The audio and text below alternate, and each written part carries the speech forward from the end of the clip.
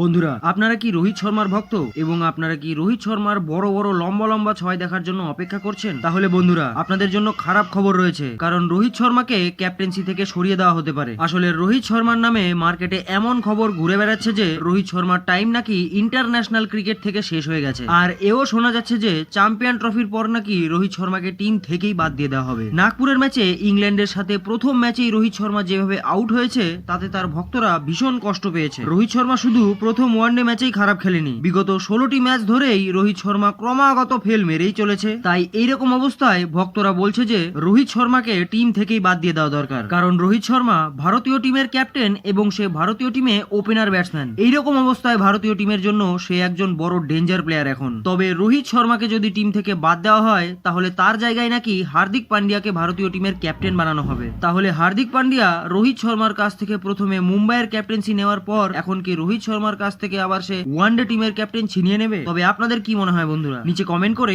অবশ্যই জানাবেন।